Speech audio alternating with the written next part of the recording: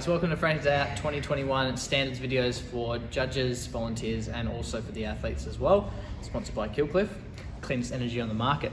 So what we're going to start off with, team, is come back in. So when we start WOD 1, you'll begin underneath your pull-up bar, and that's purely so that you can basically nominate your pull-up bar and bar combination. Your judge will pretty much be standing underneath, so once you claim your judge, tell them they're yours, okay? And they'll tell you which barbell you're going to use on the day as well. 3, 2, 1, go. You'll run out onto your air bike, mount the air bike any way you like. They should already be started, but if not, no, they should be started. Continue until the calories have actually ticked over, okay? So you're not allowed to get off. If you just think it's going to tick over, that's fine. You have to wait until the calories tick over, then you can hop off. All right. From there, deadlifts. So pretty self-explanatory movement. The biggest thing we're looking for is hips and knees, making sure they're locked out at the top. Okay, so making sure they just get back in line. Don't do the booty pop deadlift. Do the booty pop deadlift. No, that's fine. You know, leave your bum poking behind. Whatever, but also where you're deadlifting and sort of finishing here and trying to move super quick and not quite lock. Even probably closer, but yeah, you get the idea, right? Basically make sure that we're locked out the top, nice and tall, shoulders and hips in line at least. Second thing we're looking for is excessive bouncing. So again, if you're touch and going and a little bit of elbow bend happens from the impact, that's okay. When you're deliberately bending your elbows and trying to push it down like a basketball, that's stand up. Yep. Cool. So pretty clearly with upright rowing and then driving the bar on the floor, try and get an advantage. So obviously we don't want that, and the judge will come around and tell you to slow down, stop, or reset. Alright, so that's pretty straightforward for the deadlifts. From there, the total bar and the hanging knee raise going to have similar standards in terms of where you lock out. So just making sure your heels break the line of the bar. Cool.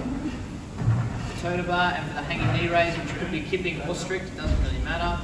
If you're kipping, it's fine, knees above hips. Cool, but breaking the line of the bar every time. Show us a couple where you don't break the line of the bar, so keeping your legs in front.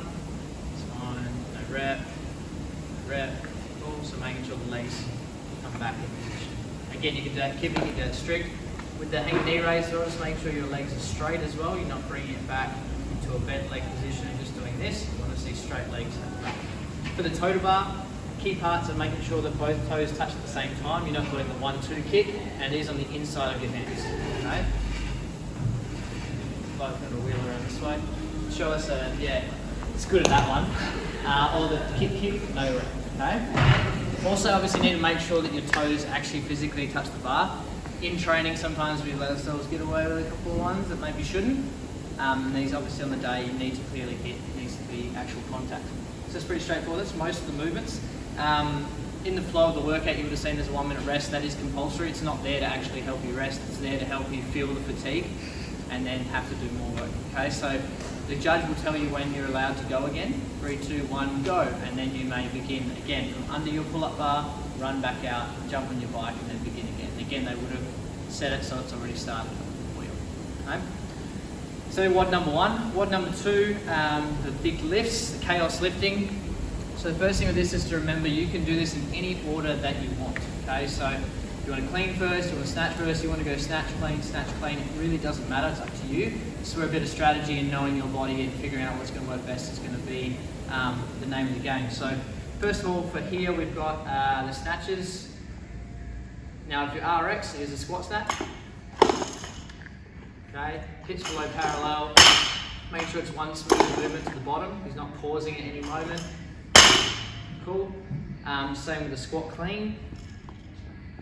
And both movements, it's the same standard in terms of locking out and making sure you complete lift. That actually big borderline of no rep. Stands up, shows the lockout, and then the bar can come down. One thing to watch out for, again, like no one's going to probably do this too crazily, but making sure you're not getting to here, starting your bar slam celebration coming up, and you're actually like here. Okay, making sure you stand up and then you can do your celebratory bar slam, whatever you want to do. Okay, so lockout's important. bar comes from the floor, there's no hangs allowed, so you have to take the bar from the floor, one smooth motion into the bottom of the movement. If you're an intermediate, any style is allowed. Okay, so we can go with squat snatch, we can go with power snatch, split snatch. They're all fine. With the split snatch, someone out there might do it, so if we're doing that, then just making sure before you bring the bar down, your feet come back together. And the same would go with the split clean if you're doing that as well. Okay, someone do it. Someone out there will do it. It's good fun. That's pretty much straightforward for the lifting movements. Judges cannot help you change your weights, so it's up to you to change your weights and tell your judge what is on the bar. Okay. No pull and shifties. Okay, we'll have people double checking your weights. Don't try and trick your judge. They can do math as well. And you will be within a box, so this will actually be that way. But when you do it, you basically have to make sure you don't step outside of your box, and that's for the safety of the people in your lane as well. So there's no running snatches for a PB. If you're going to step outside your lane, you're better off dropping it. The other thing is to make sure that if you do have a miss when you drop the bar, the judge will do their best to stop the bar as well. But just try and be sensible. If the risk of someone else around you is going to be there, do your best to stop that barbell moving as well, and then we'll all be happy. I think that's pretty much it for that. Obviously it's going to be the combination of both lifts, and the snatch will be your tie break. And obviously for the beginners and the masters beginners, you guys will be doing a clean. Again, that can be a squat clean, split clean, power clean, it really doesn't matter. Take the bar off the floor, get it to your chest, elbows in front, and all will be well. Okay. Then we've got we'll skip to part 2, the beginners have the 30 snatches, and again, this can be any type of snatch, that whatever you need to get it done, just making sure the bar touches the floor each time and full lockout is achieved at the top. If it's a lightweight for you and you're sort of moving through the muscle, just make sure for me that the bar ends up under your midline again. So shoulders locked out, elbows locked out the top. What I don't want you doing is pushing the bar in front, you're going to lock out in front and your muscle in front. Okay, his shoulders not locking out, his elbows are, but the bar is in front of his body, not in line with his shoulder. Okay, so just make sure that one, head through, all good things. From there, I think that's pretty much it for event 2. Now we'll go part 2 with this. So we've got obviously for the RX athletes 30 bar muscle ups. So once that 9-minute cap is up for the athletes, they'll move straight into it. So look, you can lift right until the 9-minute mark, but you are going to miss out on some valuable time of bar muscle uppering. Okay, cool, and rest. So pretty straightforward in terms of what we're looking for there. Locking out the top. Can you do this one? So basically making sure that you're not locking out behind the bar. So you're trying to get a really, really high rep, but you're locking out behind the bar. Yeah. Oh, Mick, skills. Nice. I'm going to do that all the time. Yeah, so obviously making sure you're locking out in line with the bar is the key there. Pretty straightforward. And again, that's going to burn out pretty quick if you're doing those reps anyway. From there, for the intermediates, you obviously have the choice between pull-ups, chest to bars, and bar muscle-ups. The key being that whatever you nominate to your judge right before you start, so you can either tell them once you finish your lift, I'm doing X, Y, Z, or when you're underneath the bar ready to go, bang, once you're up there, you cannot then change. So if you said you're doing chest to bars, you jumped up, touched the bar, you can't do a chest to bar, you're in trouble, right? It's time to figure it out on the spot. Same as if you just thought you do pull-ups or thought you do bar muscle-ups, but then you couldn't get one. That's on you, unfortunately, for making that call and that decision. So make sure you're ready with your choice before the day, and then obviously make adjustments as needed. In terms of the pull-ups, chest to bars, obviously any standard goes, strict keeping butterfly. Chest to bars, just make sure your chest actually touches the bar, and the pull-ups, make sure your chin gets above the bar. Sometimes there's a little bit of a grey area there. We're not looking for it to be over the top of the bar, it has to be above the line of the bar, but some people really get close to that line. Okay, so making sure, we just jumped from pull up to chest to bar, but yeah, making sure your chin is above the line of the bar. You're not just doing the chicken neck thing and not really pulling very hard. All right, won't be getting away with that this year. All right, so that'll be your accumulation, and the points spread for that is if you're doing pull-ups, it's 1 point per rep you do. If you're doing chest to bars, it'll be 3, and if you're doing bar muscle-ups, it'll be 6. And then that'll be calculated later on by our leaderboard team to give you your overall score. Okay. Right, that's everything from there. WOD number 3.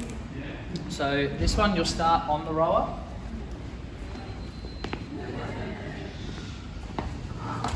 And what we'll have is, so basically the way it'll be set up, we'll go select workout. This is more for the judges, and then re-row, and all the distances should already be in there. Obviously we haven't programmed it right now, but re-row, click on the 600, 500, 400, whatever it is for the day, and then it'll all be set up ready to roll.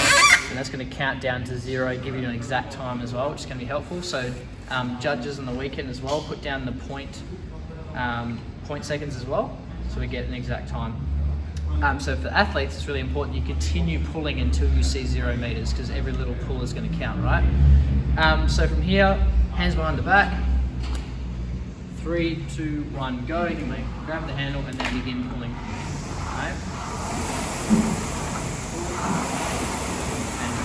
Now, same rule applies to the air bike. You can't get off the rower until your 0 meters has been achieved.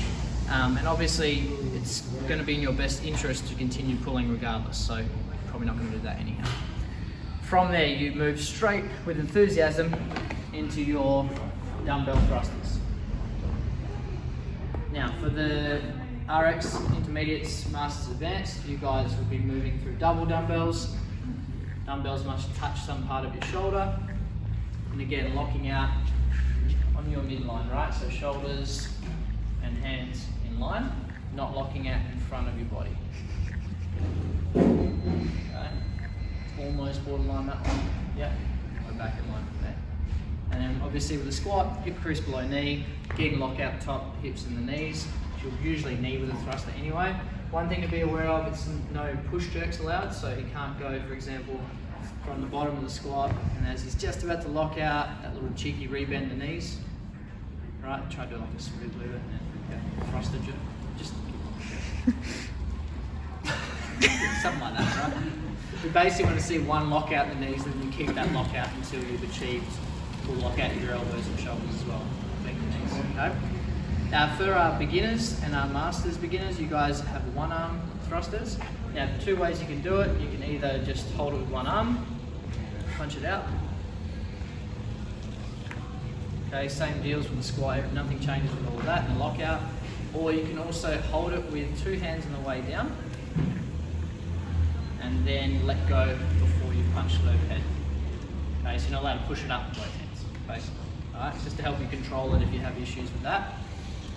From there, you can do it all on one arm if you want. You've got a strong hand, just go for broke. It might feel a little bit funny on the burpees. Or you can swap over in between as needed. That's all good. From there, the burpee box overs. This one should be fun. Parkour! Mick's going to go down. He's going to burpee down at the bottom. Chest touches the floor. Make sure your chest touches the floor. You can get up anyway, and it's a 2-foot jump over the box. Okay? Main thing here that he's looking for, the judge is looking for, is that the legs don't spread eagle on your way through. Okay, you do one of those, like a spread eagle jump. So you're not actually in the rock. You love a spread eagle.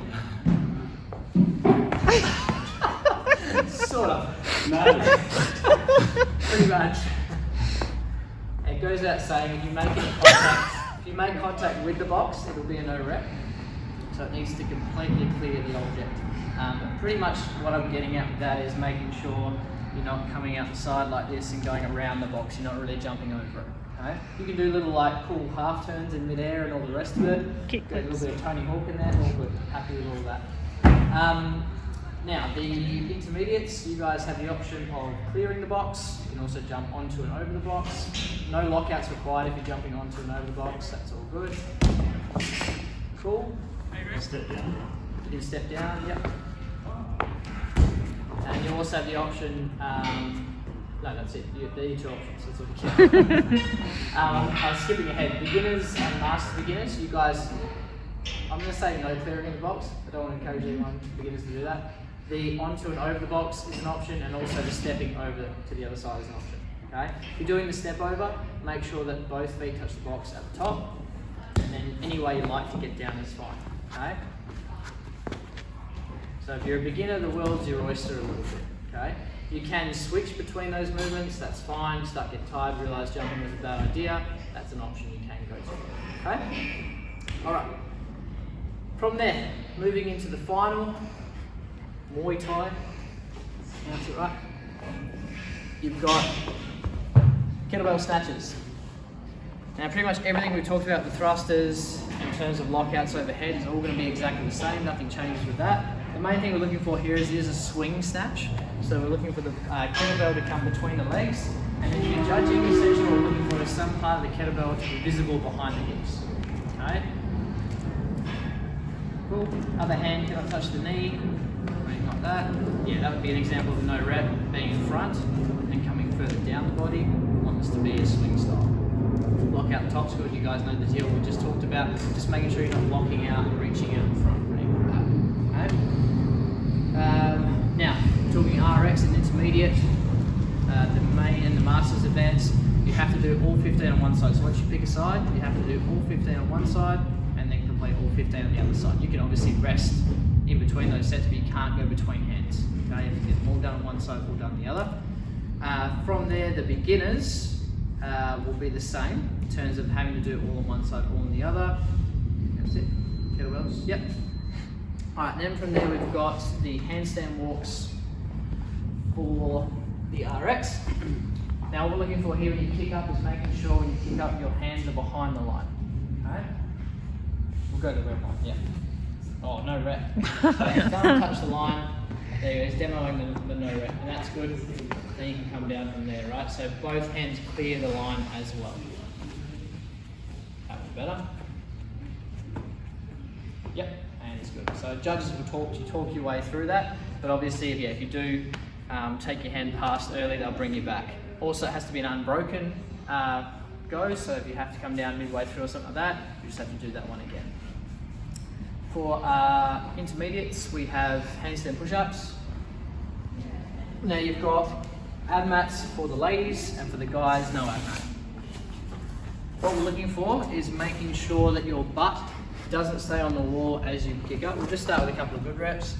So obviously head touches, you've got to kick up to a handstand first, just like Mick did then.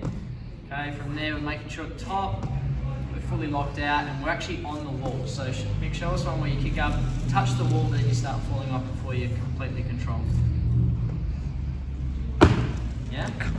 So no control at the top, you sort of almost got the rep and touch the knees falling down. Okay, we need to see control at the top of each movement. As I said before, you must kick up into a full handstand, you can't kick up onto your head. There we go, that's pretty smooth actually. The second thing we're looking at is, obviously when you lower, your butt will go on the wall. We don't want your butt to stay on the wall as you're kicking up.